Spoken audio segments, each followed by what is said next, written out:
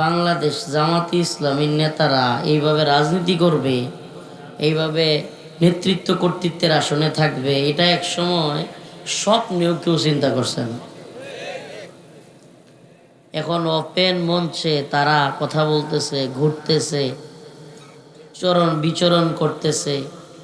আর যারা বড় বড় কথা বলছিল, অমুকের বেটি পালায় না, তমুকের বেটি পালায় না, আরেক কাকু কইছিল পালাবো না, সব পালাইছে। বাপ দাদা 14 গোষ্ঠী পালাইছে। মাঝে মাঝে চিন্তা করতাম যে আল্লাহ, এত নেতা ধরা খাইলো, এত প্রশাসনের লোক ধরা খাইলো, এরা কেন ধরা খায় নাই? পরে চিন্তা করে পাইলাম সুবহানাল্লাহ, ওই যে দাম্ভিকতার অহংকার করে বলছিল পালাবো না, আল্লাহ কই তোরে আমি ধরাবো না, তুই পালাবি। আল্লাহ চাইলে ধরাইতে পারতেন কি পারতেন না? আল্লাহ না ধরাইয়া পালানোর সুযোগ করে দিলেন। যা, তুই যে কইছিলি বড় গলায়, তোর ওই কথা থাকবে না, গোটা জাতির সামনে আমি দেখাইয়া দিব। ওয়ামাকারু ওয়ামাকারাল্লাহ ওয়াল্লাহু খায়রুল মাকিরিন। ষড়যন্ত্রকারীরা ভারতের গোলামির জিনজিরে আবদ্ধ হইয়া ভারতের গোলামি করবার জন্য দেশ নিয়া, এদেশের ইসলামপন্থীদের নিয়ে, আলেমদেরকে নিয়ে ভয়াবহ ষড়যন্ত্র করছিল। বাংলাদেশে ইসলামপন্থীদেরকে একবার ধ্বংস করে দিবে, মাটির সাথে মিশায়া দিবে, বাংলাদেশে ইসলামপন্থীদেরকে কোণঠাসা করে দিবে। ইসলামপন্থীরা কোনো কথা বলতে পারবে না, মাহফিল করলে অনুমতি নেওয়া লাগবে, বক্তা কি ওয়াজ করবে লিখে দিতে হবে, খতিব কি ওয়াজ করবে, মসজিদে কি খুতবা দিবে লিখে দেওয়া হবে। সব জায়গায় তদারকি, সব জায়গায় গোয়েন্দাগিরি, সব জায়গায় খবরদারি করতে করতে করতে করতে যখন লিমিট ক্রস করে ফেলছে, আল্লাহ কয় আমি ছাড় দেই, ছাইরা দেই না। ধরছে আল্লাহ, ঠাস করে ধরছে। আল্লাহ কয় আমি ফিরাউনরেও সময় দিছিলাম, নমরুদরেও সময় দিছিলাম, তোরেও সময় দিছি, অনেক লাফালাফি করছস, এলা চুপ থাক। তো আমরা ইবাদত করব সেই মহান রবের, খুশি করব সেই মহান রবকে, যিনি সকল ক্ষমতার মালিক। নির্বাচনে আমাদেরকে বোঝানো হয় ক্ষমতার মালিক, সমস্ত ক্ষমতার মালিক জনগণ। নাউজুবিল্লাহ। সমস্ত ক্ষমতার মালিক কে? সমস্ত ক্ষমতার একচ্ছত্র আধিপত্য, সার্বভৌম ক্ষমতার একমাত্র মালিক আল্লাহ। আমরা জনগণের ক্ষমতায় বিশ্বাসী না, আমরা নেতাদের ক্ষমতায় বিশ্বাসী না, এমপিদের ক্ষমতায় বিশ্বাসী না, মন্ত্রীদের ক্ষমতায় বিশ্বাসী না, আমরা আল্লাহর জমিনে আল্লাহর ক্ষমতায় বিশ্বাসী। সূরাতুল হজ আয়াত ৭৩ আল্লাহ বলতেছেন, ইয়া আইয়ুহান নাসু দুরিবা মাতালুন ফাসতামিউ লাহু ইন্নাল্লাযীনা তাদউনা মিন দুনিল্লাহ লা ইয়াখলুকু যুবাবান ওয়ালাউ ইজতামাউ লাহু। সাউন্ড একটু বাড়ায় দিলে ভালো হয়। অপারেটর ভাই কোথায় আছেন? এমনি শীত, সব পুতায় যাইতেছে, মানে একবারে নেত্রকোনায় কয় হিতল হয়ে যাইতেছে। এর মধ্যে আওয়াজও যদি না থাকে তো আরো পুতায় যাবো গা। সাউন্ড দেন, একটু বাড়ায়া দেন, যত ভোল্টেজ আছে। আবার কে কে করে না যে লা ইয়াখলুকু যুবাবান ওয়ালাউ ইজতামাউ লাহু ওয়া ইয়াসলুবুহুমুদ যুবাবু শাইআ লা ইস্তানকিদুহু মিন দুআফাত তালিব ওয়াল মাতলুব। আমরা এই আলোচনায় ঢুকার আগে, এই আয়াতের মূল আলোচনায় ঢুকবার আগে আমি এই আলোচনাকে বুঝার সহজের জন্য কিছু কথা বলিনি। প্রিয় ভাইরা আমার, রাসূলুল্লাহ সাল্লাল্লাহু আলাইহি ওয়াসাল্লাম হাদিসের মধ্যে বলেছেন, মান আহাব্বা লিল্লাহ ওয়া আবগাদা লিল্লাহ ওয়া আ'তা লিল্লাহ ওয়া মানা'a লিল্লাহ ফাকাদ ইসতাকমালাল ঈমান। আমরা একজন আরেকজনকে ভালোবাসবো কার জন্য? সুবহানাল্লাহ। এটা ইসলামের মৌলিক একটা আকীদা, আল ওয়ালা ওয়াল বারা। আল্লাহর জন্য মুহাব্বত, আল্লাহর জন্য ঘৃণা। কোনো ব্যক্তির আমি মুহাব্বত করি না ব্যক্তিগত কারণে, স্বার্থের কারণে, টাকা টাকার কারণে, পয়সার কারণে, যশ খ্যাতির কারণে, খায়হাসাতের কারণে আমি কোনো ব্যক্তিকে মোহাব্বত করি না। কোনো ব্যক্তিকে আমি মোহাব্বত করি আল্লাহর জন্য। ওই ব্যক্তি যদি আল্লাহর পথে থাকে, দ্বীনের পথে থাকে, অটল অবিচল হিসেবে চলে, ওই ব্যক্তির প্রতি আমার মোহাব্বত থাকবে। ব্যক্তি রফিকুল ইসলাম মাদানী হইতে পারে, ব্যক্তি যে কেউ হইতে পারে, আল্লাহ না করুক আগামীকালকে এই ব্যক্তি ইসলামের পথ ছেড়ে, দ্বীনের পথ ছেড়ে গুমরাহির পথ ধরতে পারে। দুনিয়া দারুল মাফতুন, ফিতনার জায়গা। এই জন্য দুনিয়ায় কোনো জীবিত ব্যক্তি ইসলামের দলিল হইতে পারে, কোন ব্যক্তি ইসলামের দলিল হইতে পারে, বড় শায়েখ, বড় পীর, বড় দলের আমির, বড় দলের নেতা, বড় দলের লিডার, বড় বক্তা, বড় জজ, বড় ম্যাজিস্ট্রেট, বড় সেনাবাহিনী অফিসার, বড় পুলিশের অফিসার, কেউ না। ইসলামের দলিল কোরআন হাদিস। অতএব আমরা খুশি করব একমাত্র কাকে? ভালোবাসবো কার জন্য?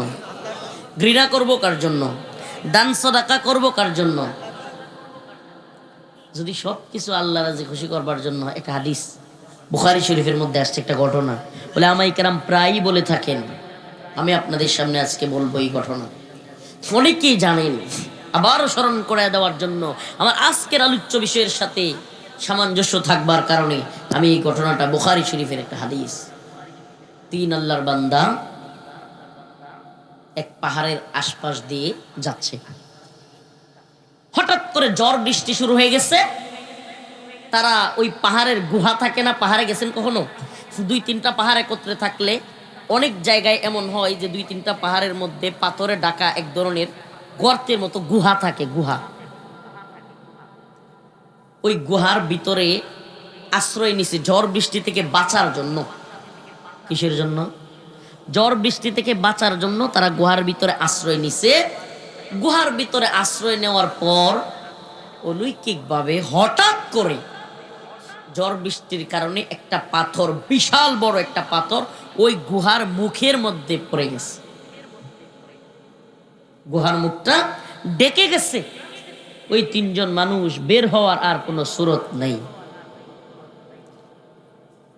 ওই 3 আল্লাহর বান্দা আর বের হওয়ার কোনো পথ নাই। বুখারী শরীফের হাদিসের মধ্যে আসছে, 3 জন বড় পেরেশান হয়ে গেছে, হায়রান হয়ে গেছে। আয় হায়, আমরা এখন কি করব, কিভাবে যাব? একজন আর একজনের সাথে কথা বলছে, পরামর্শ করছে।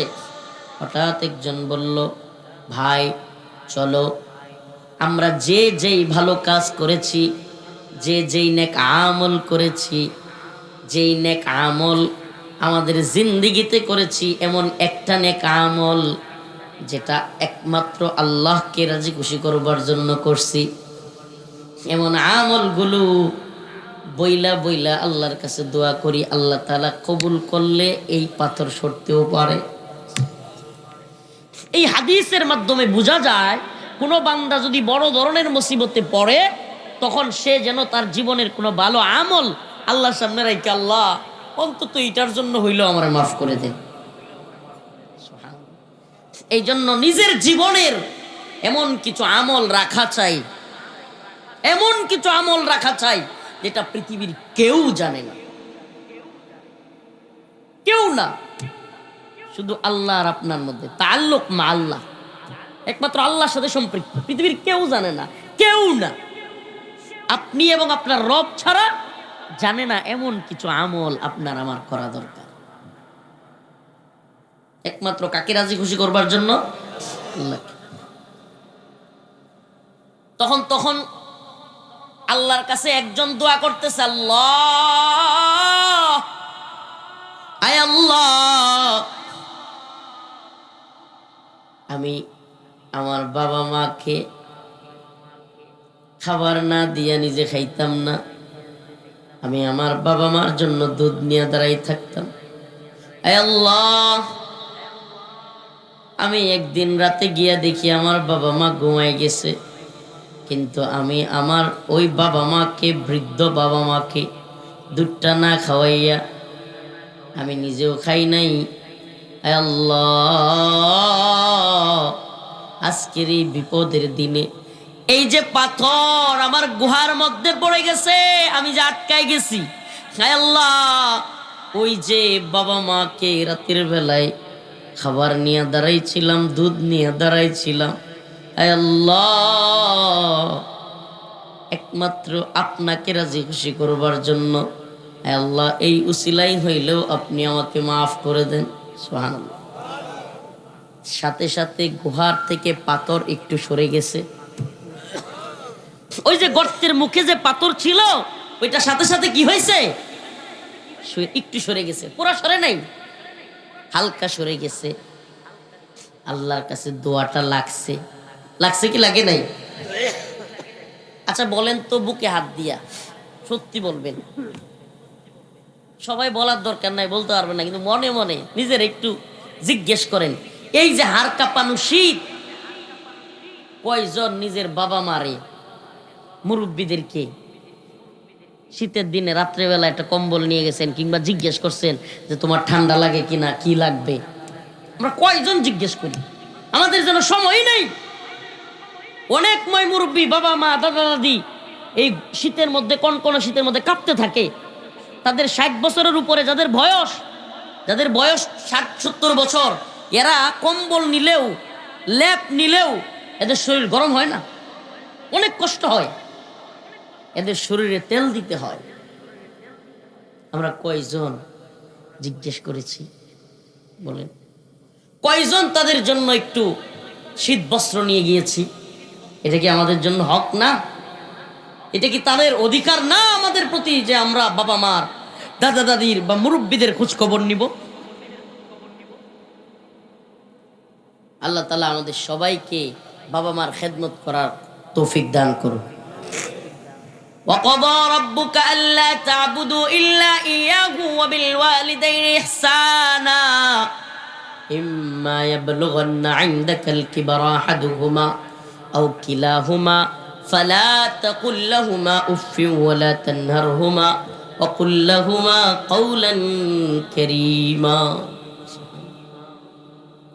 এই শীতের রাত, ও মুসলমান, এই শীতের রাত, আমি নিজে, আমার ছোট একটা বাচ্চা আছে তো, আমি নিজে দেখি, এই গতকাল কেউ হঠাৎ করে বাবু পায়খানা করে দিচ্ছে বিছানার মধ্যে, একেবারে বিছানায় এই শীতের দিন প্রস্রাব করে দিচ্ছে। হাই রে, তার মায়ের যে কষ্ট! আমি তো প্রোগ্রাম করে যাই, ঘুমাই, আমার বিরক্তি লাগে ঘুমের মধ্যে ডাক দিলে, বাস্তবতা। কিন্তু মা, সে দেখলাম এই টাইনা টাইনা এই চাদর পরিষ্কার করতেছে, কাপড় চোপড় পরিষ্কার করতেছে, তারপরে ওই কাপড় পরিবর্তন করে দিছে। বাবু আবার এই শীত আইছে পরের থেকে, হ্যাঁ, মানে পানির দিকে যাইতেই চায় না, জোরাজুরি করে নিতে হয়, একলা একলা দইরা তারে শৌচ কাজও করা যায় না। এই যে মা, ও মুসলমান, কত কষ্ট একটা মা করে। আর দিন শেষে আমরা এমন অনেক নাদান আছে যারা মা বাবার একটু খোঁজ নেয়া, তাদের কথা শুনবার, তাদের কি প্রয়োজন সেটা দেখবার সময় আমরা পাই না।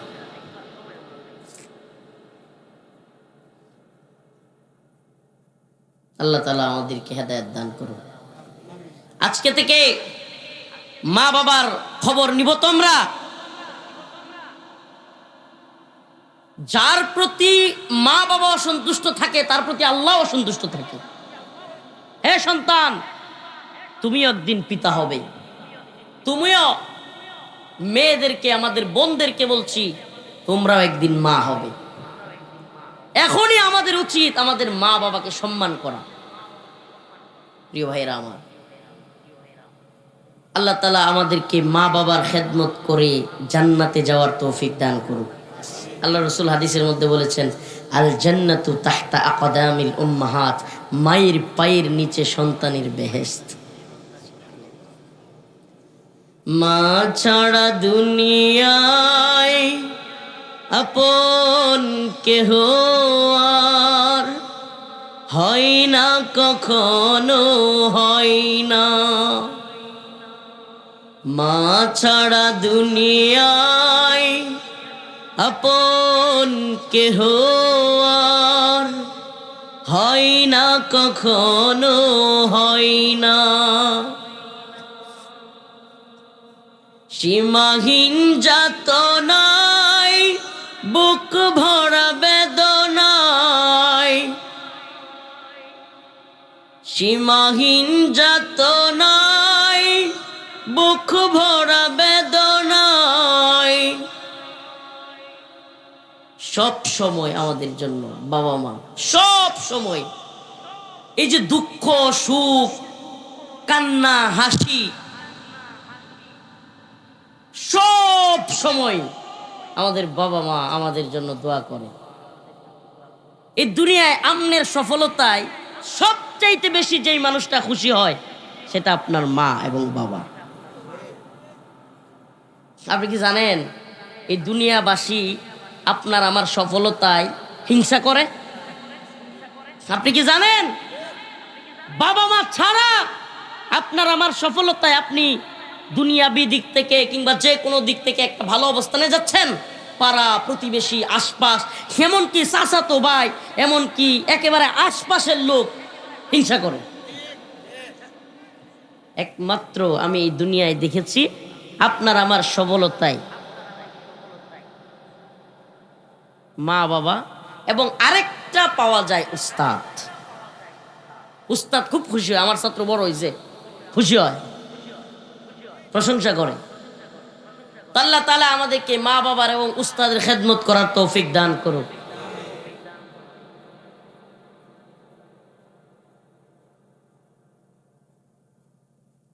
প্রিয় ভাইরা আমার, আমি আসলে এই ঠান্ডার মধ্যে হঠাৎ করে, আমার আব্বা নাই তো,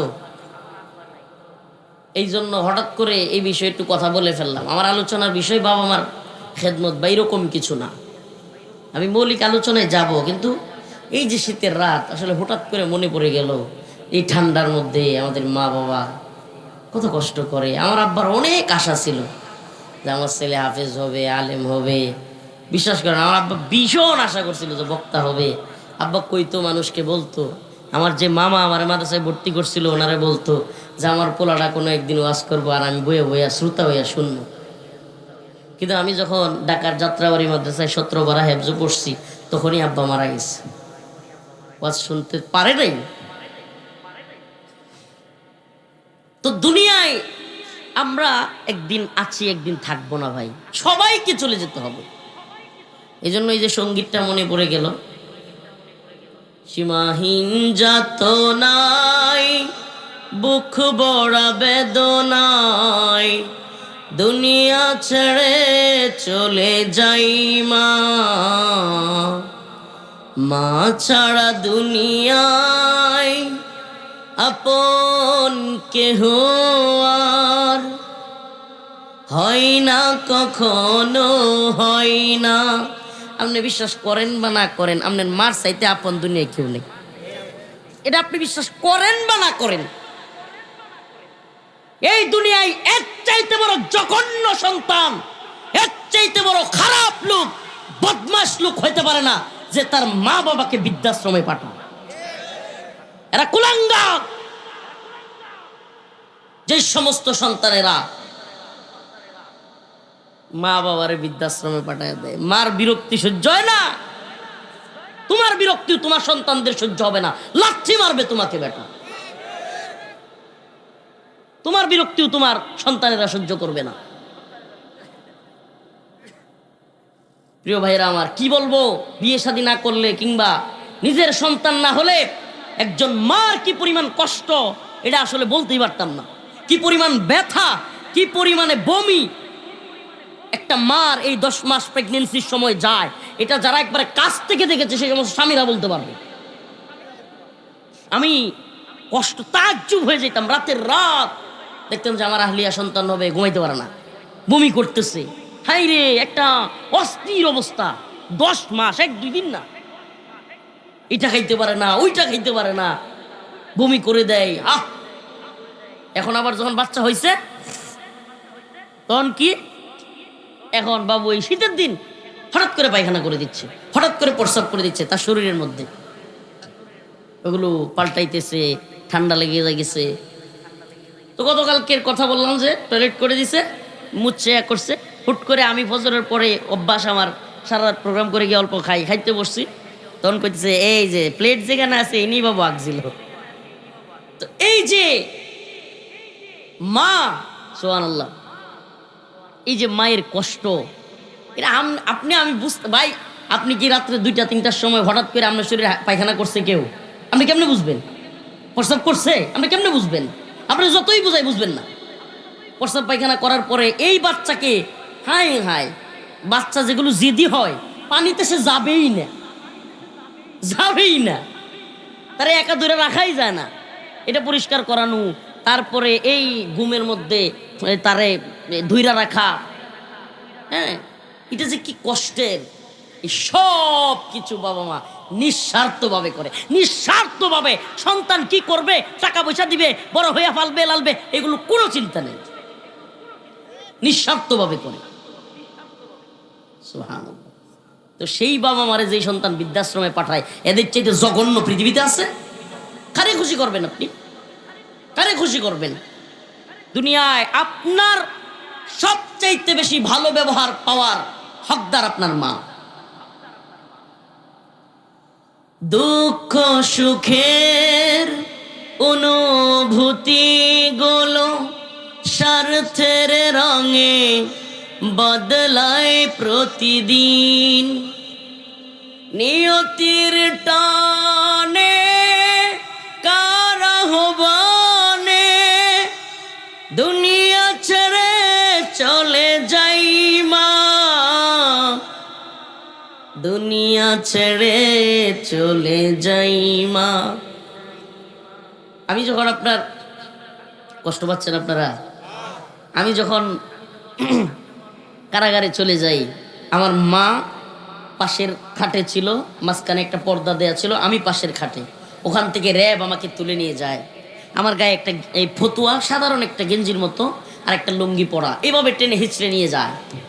হায় রে, আম্মা এত পরিমাণ কান্না করছে যে আমি আমার মা, সুস্থ মাকে রেখে গেছিলাম। কান্না করতে করতে করতে করতে সন্তানের জন্য চোখে ছানি ফেলে দিছি, চশমা লাগে, এখন অনেক দেখেও না, অনেক আম্মা অনেক কিছু দেখে না, এমন অবস্থা, কান্না করতে করতে করতে করতে। তো যখন কারাগারে দেখা করতে যাইতো, কিংবা গারদে বা বিভিন্ন সময় কথা হইলেই, ফোনেও কোনো সময় কথা হইলেই আমি আম্মারে দেখতাম যে চোখ দিয়া গড় গড়াইয়া পানি পড়তেছে। আমি যখন এই গজলটা গায়া শোনাইতাম, সবসময় আমি এই গজলটা কইতাম আম্মারে, আর খুশিতে মনটা বইরে যেত, তখন আর কান্না করতো না। এই জন্য এই গজলটা হঠাৎ মনে পড়ে গেল। ও সন্তানেরা, আজকে আমার সামনে কথা দেন, যে মাকে কষ্ট দিয়েছেন, বাবাকে কষ্ট দিয়েছেন, এই প্রোগ্রাম থেকে কথা দেন, যাদের বাবা আছে মা আছে, বাড়িতে গিয়ে মাপ চাইবেন, বাড়িতে গিয়ে মাপ চাইবেন, চাইবেন তো ইনশাআল্লাহ।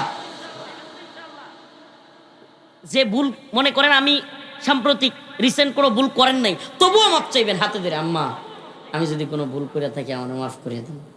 বিশ্বাস করেন, আমার এখনো মনে আছে, আমার মামা মাওলানা আবু বকর, যিনি আমাকে মাদ্রাসায় ভর্তি করাইছিলেন, তিনি আমাকে ওই ছোটবেলায় বুদ্ধিটা দিয়েছিলেন। আমি বাড়িতে গিয়ে খালি আব্বা আম্মা আমার মাফ করে দিও, আব্বা আমার বুকের মধ্যে নিয়া চিৎকার করে কান্না শুরু করছে, আল্লাহ তুমি আমার সন্তানরে কবুল করো, আল্লাহ তুমি আমার সন্তানরে আলেম বানাও।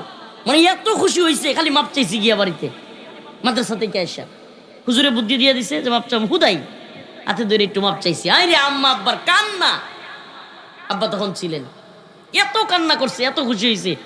বিশ্বাস করেন, এই এক চোখের পানির দোয়া আপনার দুনিয়া এবং আখিরাতের সফলতার দরজা খুলে যাবে। কারো কাছে গিয়া মিলাদার এই হাদিয়া লয়ে যাওয়া লাগবে না, দরকার নেই।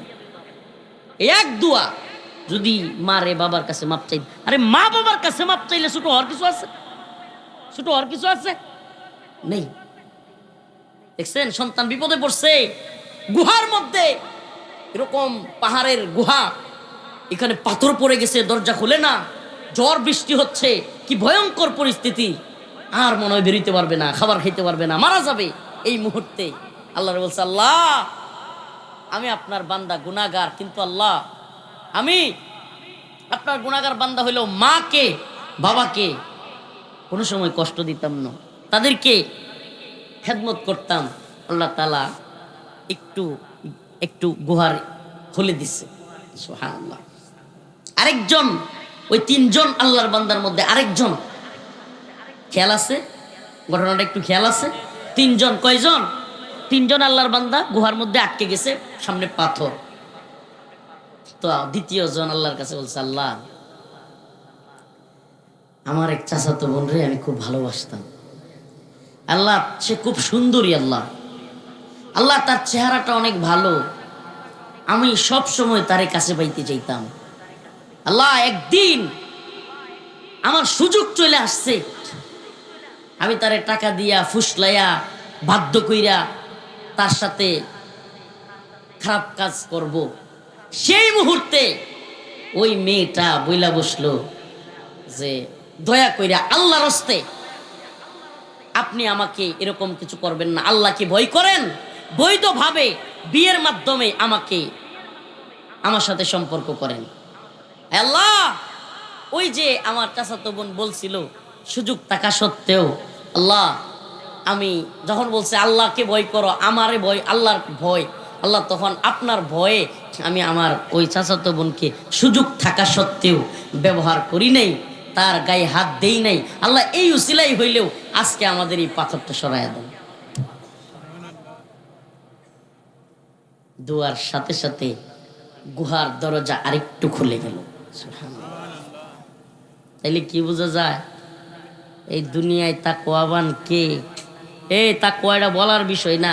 তাকওয়াটা পাগড়ি আর টুপি আর পাঞ্জাবি দিয়া, ইউটিউব আর ফেসবুকে ভিউ আর লাইক শেয়ার দিয়া বুঝানোর নাম তাকওয়া না। কথা বলেন না? ইয়া আইয়ুহাল্লাযীনা আমানুত্তাকুল্লাহ, হে ঈমানদাররা আল্লাহকে ভয় করো। ওয়াকুলু কওলান সাদীদা, সঠিক সত্য কথা বলো। ইয়া আইয়ুহান নাস উ'বুদু রাব্বাকুমুল্লাযী খালাকাকুম ওয়াল্লাযীনা মিন ক্বাবলিকুম লাআল্লাকুম তাত্তাকুন। ইয়া আইয়ুহান নাবিয়্যু ইয়া আইয়ুহাল্লাযীনা আমানুত্তাকুল্লাহা হাক্কা তুকাতিহি ওয়া লা তামুতুন্না ইল্লা ওয়া আনতুম মুসলিমুন। আল্লাহ তাআলা অসংখ্য আয়াতের মধ্যে আল্লাহকে ভয় করার কথা বলেছেন। কিসের কথা? ইত্তাকুল্লাহ, আল্লাহকে ভয় করো, আল্লাহকে ভয় করো, আল্লাহকে ভয় করো। সুবহানাল্লাহ, অসংখ্য আয়াতের মধ্যে। ওই যে চাচাতো বোনকে সুযোগ পেয়েও ছেড়ে দিছে, আল্লাহর কাছে কবুল হয়ে গেছে। সুবহানাল্লাহ বলুন।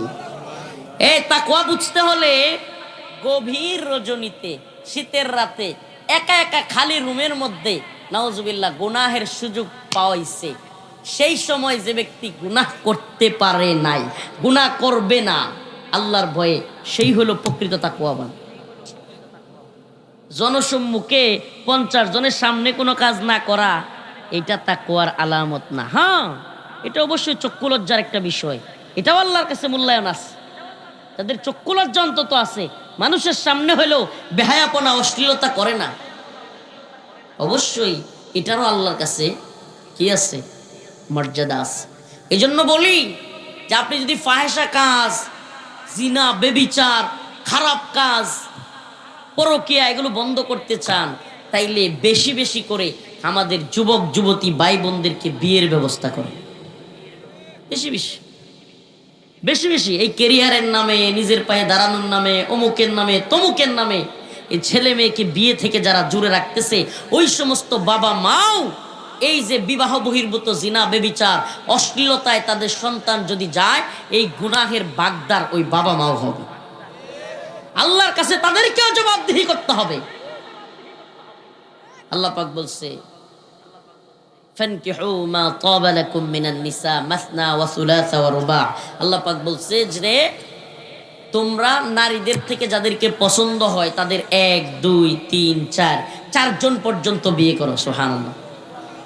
মাসনা 2, সুলাসা 3, রুবা 4 পর্যন্ত। যদি না থাকে, অবস্থান দুর্বল থাকে, তাইলে একটা করো। সুবহানাল্লাহ। আল্লাহ রাসূল হাদিসে বলছে, ইয়া মাশারাশ শাবাব মান ইসতাতা মিনকুমুল বা'a ফালইতাযাওয়াজ। হে যুবকের দল, হে যুবক, অবস্থান তৈরি হওয়ার সাথে সাথে বিয়ে করো।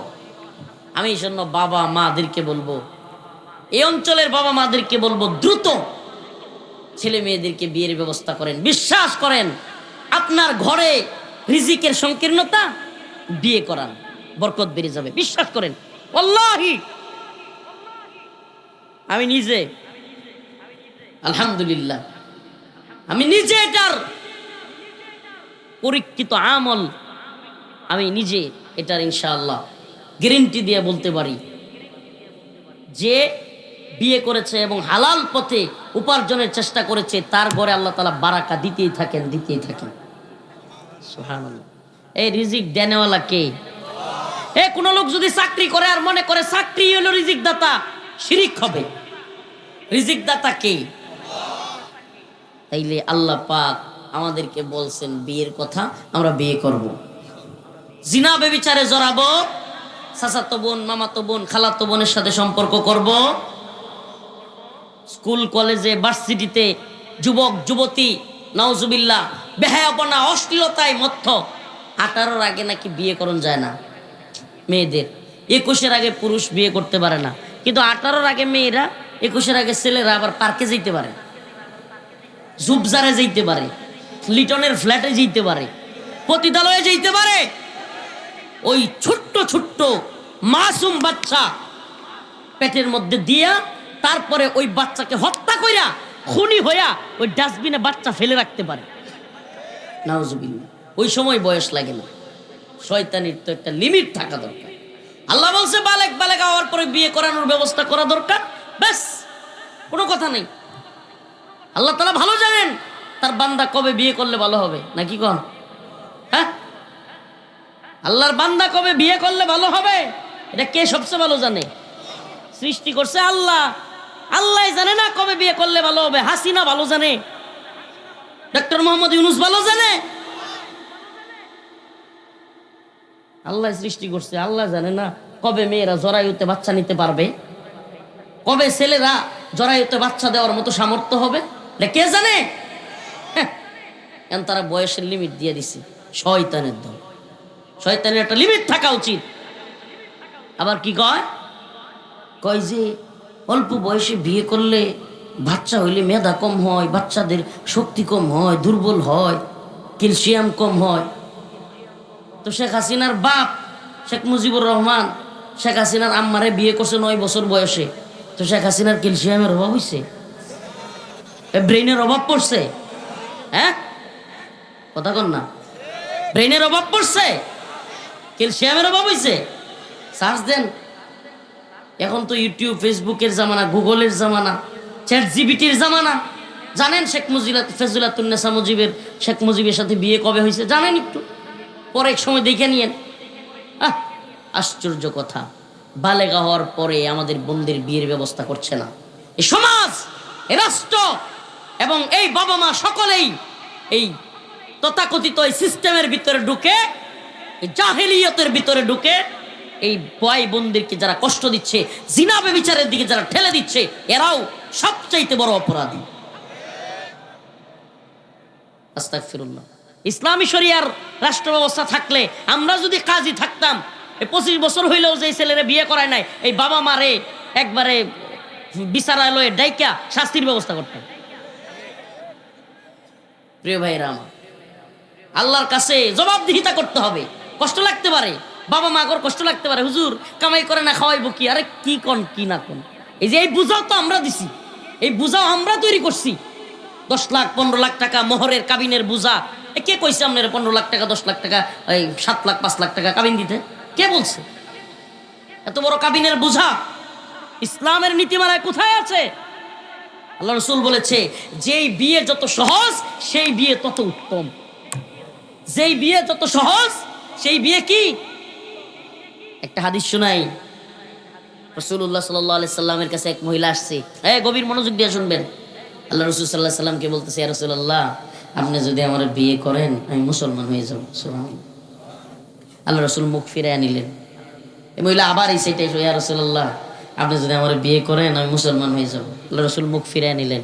আবারও মহিলা এসে বলছে, ইয়া রাসূলুল্লাহ, আপনি যদি আমার বিয়ে করেন তাহলে মুসলমান হয়ে যাব।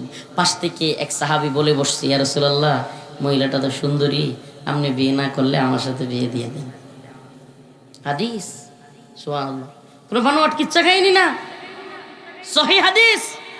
আল্লাহ রাসূল সাল্লাল্লাহু আলাইহি ওয়াসাল্লাম বললেন, বিয়ে যে করবা, মহারানা কি আছে তোমার? মহারানা কি দিবা এই মেয়ারে? ওই সাহাবী বলল, ইয়া রাসূলুল্লাহ, আমি তো গরিব মানুষ, কি দিব? স্বর্ণের একটু কিছু নিয়ে আসো। ইয়া রাসূলুল্লাহ, আমার কাছে স্বর্ণের কিছু নাই। রূপার কিছু নিয়ে আসো। ইয়া রাসূলুল্লাহ, আমার কাছে তো আপনি জানেন আমি আরবের সবচাইতে গরিব মানুষ, আমার কাছে কিচ্ছু নাই, আমি গরিব। আল্লাহ রাসূল বললেন, তুমি কি সূরা কেরাত কিছু জানো? কয়, হ রাসূল, 10টা 12টা জানি। ওই মহিলারে আল্লাহ রাসূল বললেন, তুমি তো নতুন মুসলমান হবা, কোরআনের সূরা জানো না, এই লোক তোমার সাথে বিয়ে দিয়ে দিব, সে তোমাকে 12টা সূরা শিখাইয়া দিবে, এগুলাই তোমার বিয়ের মহারানা। সুবহানাল্লাহ বলবেন না? রাসূলুল্লাহ সাল্লাল্লাহু আলাইহি সাল্লাম বিয়েটাকে কত সহজ করেছেন। আর আমরা 15 লাখ টাকা 10 লাখ টাকার কাবিন, মহারানার নামে, গহনার নামে, এইটার নামে সেইটার নামে, যুবকের মাথার উপর বুঝা।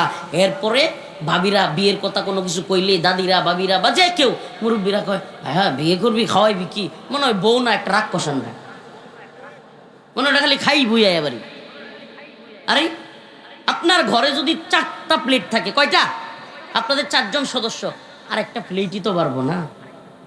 4 জনের খাবার 5 জনে মিলেও খাওয়া যায়, অসম্ভব না।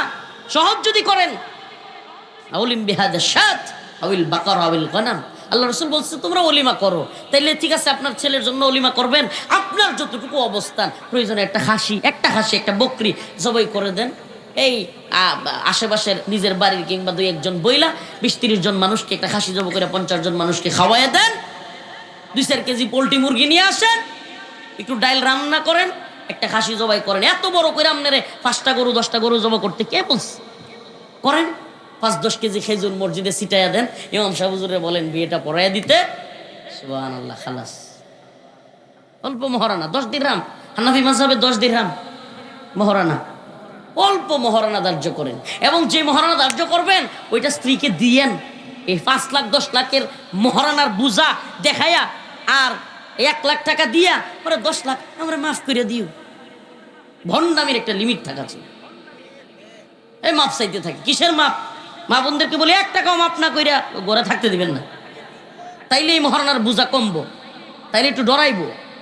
খালি মাপ চায়, মাপ চাওয়ার কি আছে? মহারানা আদায় করবে আগে, মহারানা আদায় করার পরে তুমি স্ত্রীর সংস্পর্শে যাবা। আল্লাহ তাআলা বুঝার এবং আমল করার তৌফিক দান করে। প্রিয় ভাইরা আমার, তো ওই যে বলতেছিলাম, দ্বিতীয় ব্যক্তি যে তার চাচাতো বোনের সাথে সুযোগ পায়াও এই কাজ করে না। তবে যুবক ভাইদেরকে বলি, আমার বোনদেরকে বলি, এটা পরীক্ষিত আমল বলে যাই। আমি তো গুনাহগার মানুষ, একটু বসাইয়া দেন, বসাইয়া দেন, এই সবাই চিল্লাচিল্লি করেন না, বসাইয়া দেন আস্তে করে।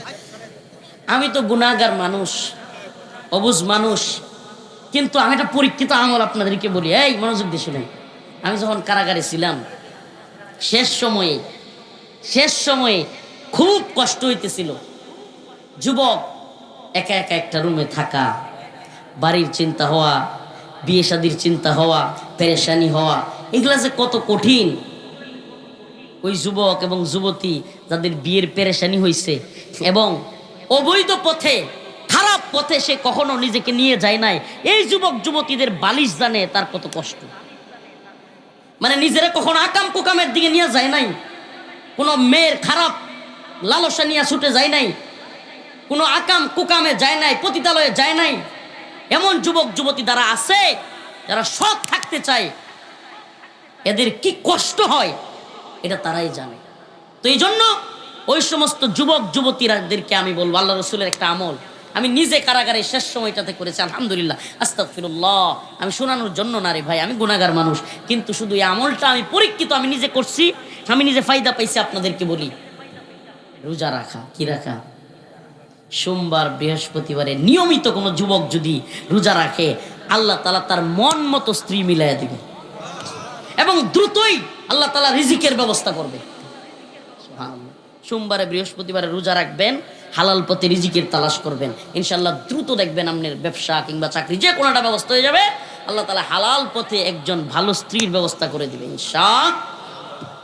আর কষ্ট করতে হবে না। জীবন মানুষের এই জিন্দিগি, আল্লাহ দুনিয়ার জিন্দিগি দিয়েছে, এখানে কথা বলবার জন্য হলে একজন সাথী দরকার। এই জন্য আল্লাহ তাআলা বিয়ের ব্যবস্থা করেছেন। হালাল পথে যৌন চাহিদা মিটানোর ব্যবস্থা আল্লাহ যদি না করতেন, দুনিয়া পাপাচারে ভরে যাইত। আল্লাহ ব্যবস্থা দিচ্ছেন। আল্লাহ তাআলা আমাদের সবাইকে বোঝার এবং আমল করার তৌফিক দান করুন। নাম্বার 3, তৃতীয় আরেক ব্যক্তি, সে আল্লাহর কাছে দোয়া করতেছে। আল্লাহ, খেয়াল আছে ওই গুহার ঘটনা? খেয়াল আছে?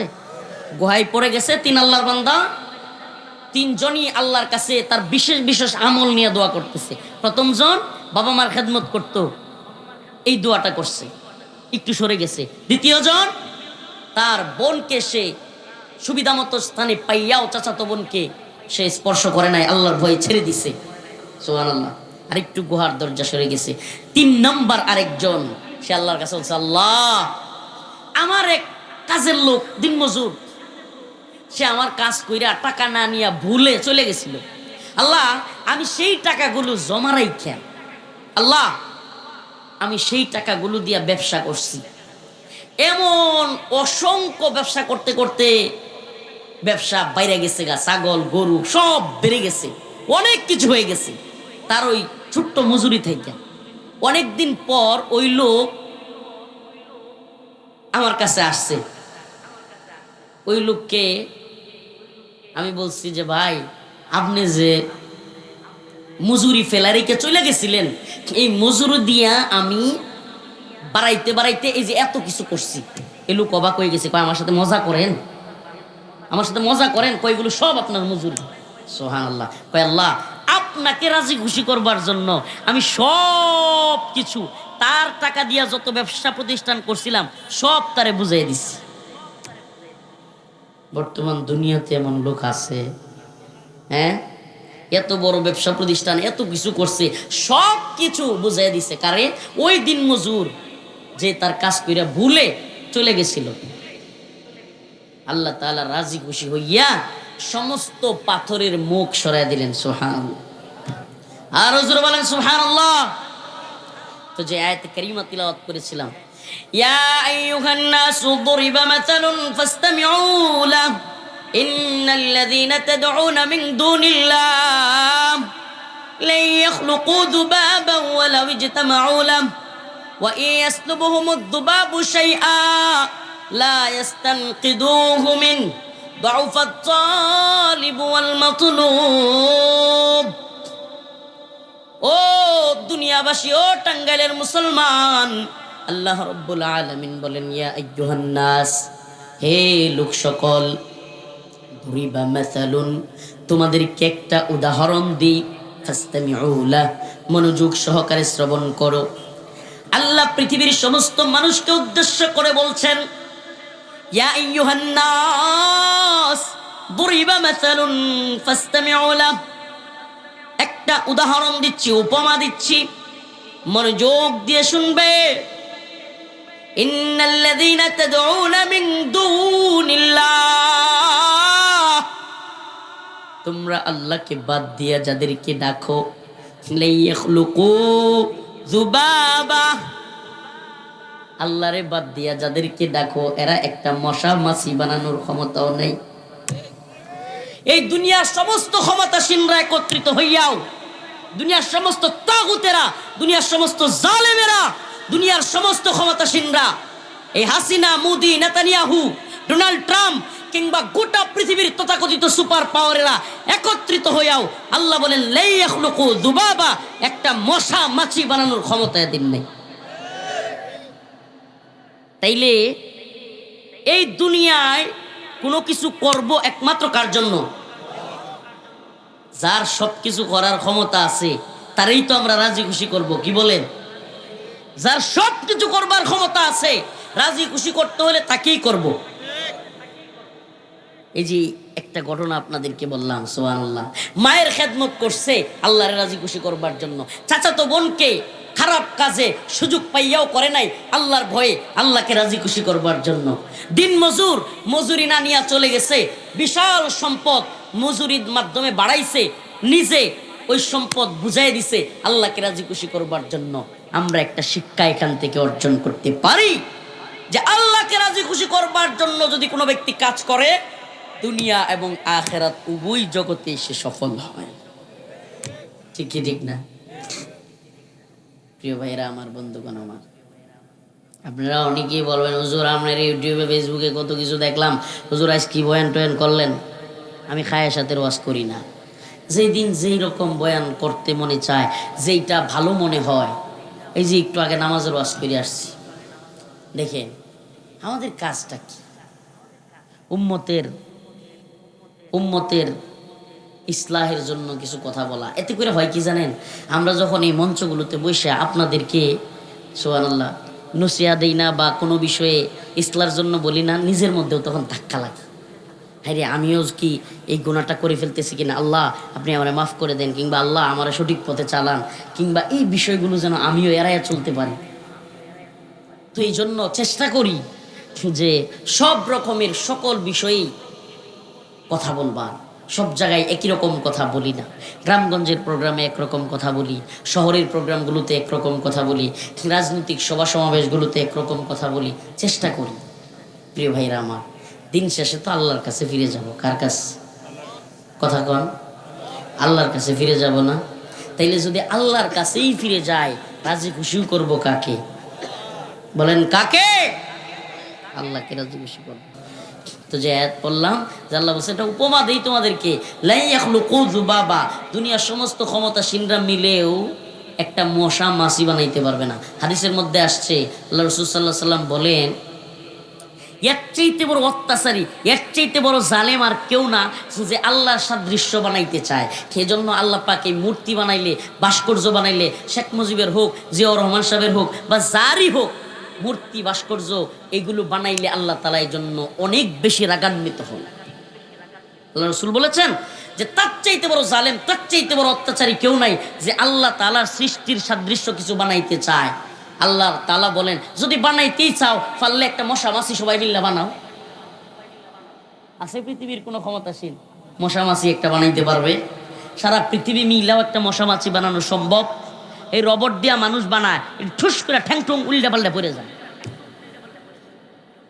ভিডিও তো দেখেন, রোবট বানায়, ভিতরে মেমোরি ফিট করে দেয়, যতটুকু মেমোরিতে কথা ডাউনলোড করে দেয়। মনে করেন আপনি কথার কথা, এই যে মোবাইলটা, এটার ভিতরে একটা রেকর্ড লাগাইয়া দিয়া আপনার ভয়েসগুলো দিলে এটা বলবে না? এখন এই বয়সটাই, এই মেমোরিটাই যদি আপনি আকৃতিতে এরকম প্লাস্টিক দিয়ে মানুষের মতো আকৃতিতে ওটার ভিতরে মেমোরি লাগাইয়া দেন, আর ওটার মধ্যে সেট আপ দিয়ে দেন, তাইলে আপনি যা জিগাইবেন ওইটা কইব। মানে মোবাইলেও যেমন ChatGPT আয়, ওটাও বলবে। এই আর কি। ওইটা কি রক্ত মাংসের মানুষের মতো মেধা রাখে? সম্ভব? ওইটার কি যৌন চাহিদা আছে? সন্তান জন্ম দিতে পারবো? কোনো কিছুই না। তাইলে আল্লাহ আমাদেরকে বানাইছে, সুবহানাল্লাহি ওয়া বিহামদিহি, আল্লাহ আমাদেরকে বড় আশা করে বানাইছে, এই মানুষ আল্লাহর ইবাদত করবে। আল্লাহ পাক আমাদের সবাইকে কবুল করুন। আল্লাহ বলছে, লা ইয়াখলুকু যুবাবা, এরা মশা মাছি বানাইতে পারবে না। ওয়া ইয়াসলুবুহুমুদ যুবাবু শাইআ, যদি মশা মাছি তাদের কাছ থেকে কিছু নিয়ে যায়, লা ইস্তানকিদুহু মিন, এরা রক্ষাও করতে পারে না। কি করতে পারে না? আপনাদের মনে আছে কি না, কিছুদিন আগে বাংলাদেশে মোদি আইছিল, কেডা? নরেন্দ্র মোদি। 2021 সালে আমাদেরকে নরেন্দ্র মোদির বিরোধিতার কারণে জেলে নিছিল। এই সময়ে একটা মজার ঘটনা বাংলাদেশে ঘটছে, আপনারা অনেকের খেয়াল আছে কিনা আমি জানি না। মোদি সাতক্ষীরায় গেছে এক মন্দিরে, গিয়া মন্দিরে এক মূর্তির মধ্যে, তাদের বড় এক মূর্তির মাথায় স্বর্ণের মুকুট পরাইছিল। জাতীয় পত্রিকায় নিউজগুলো আছে, দেখে নিয়েন পারলে। স্বর্ণের মুকুট। মোদি চলে যাওয়ার পরে এই কয়েকদিন আগে ওই মুকুট কেটে চুরি করে লয়ে গেছে। এখন ওই মুকুট কেনা নিয়ে গেছে, এই জন্য বাংলাদেশে তো বোঝেন না, কিছু হইলেই যখন মানুষ উত্তপ হয়ে যায়, মানুষ রাগান্বিত হয়ে যায়, ক্ষুব্ধ হয়ে যায়, তখন হুট করে কয় 3 সদস্যের তদন্ত কমিটি গঠন করা হয়েছে। এটা হলো নর্মাল একটা বিষয়। তো ওই মুকুট উদ্ধারের জন্য 3 সদস্যের উদ্ধার অভিযানের কমিটি, তদন্ত কমিটি গঠন করছে। তো এক ভাই পোস্ট করছে, আগে সে অমুসলিম ছিল, হিন্দু ছিল, এখন সে মুসলমান হয়েছে। ওই রকম আমাদের এলাকার এক ভাই নবমুসলিম ওয়াসিক বিল্লাহ নোমানি, উনি পোস্ট করেছে যে তদন্ত কমিটির স্বার্থে, তদন্তে দ্রুত মুকুট পাওয়ার স্বার্থে আমার তদন্ত কমিটির প্রতি বিনীতভাবে রিকোয়েস্ট থাকবে, আপনারা ওই মূর্তির গিয়ে জিজ্ঞেস করেন তার মাথা থেকে মুকুট কেডা নিল। লা ইয়াখলুকু যুবাবা, ওয়া ইন ইয়াসলুবহুমুয যুবাবু শাইআ ওয়া ইন ইয়াসলুবহুমুয যুবাবু শাইআ লা ইস্তানকিদুহু মিন।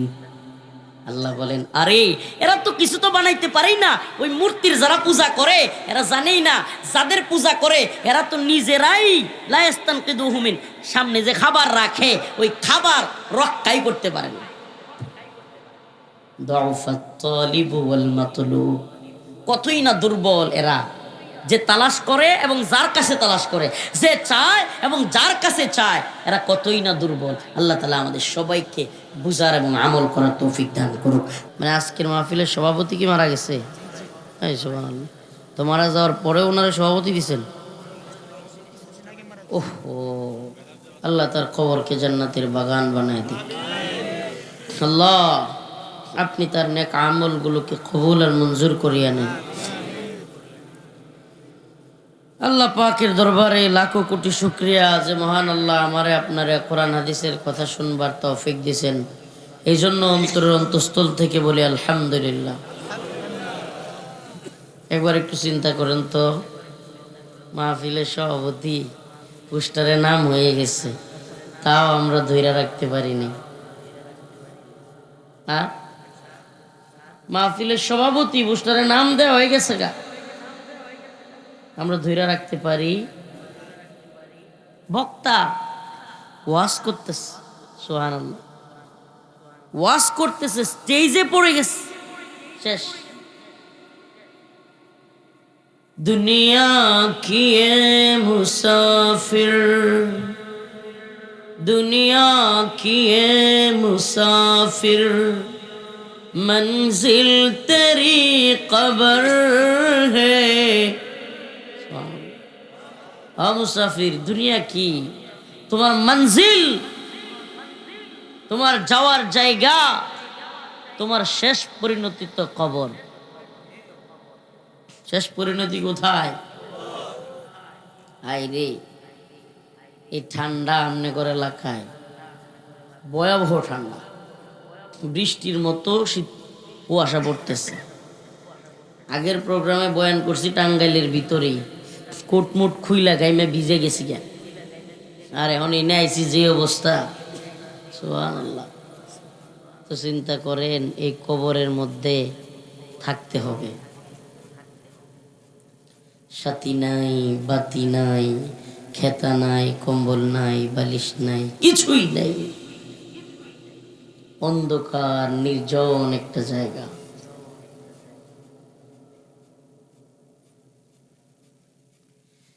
কাফন আমার আপন, কবর আমার ঘাটি, ওই কবরে যেতে হবে, থাকবে না কেউ সাথী।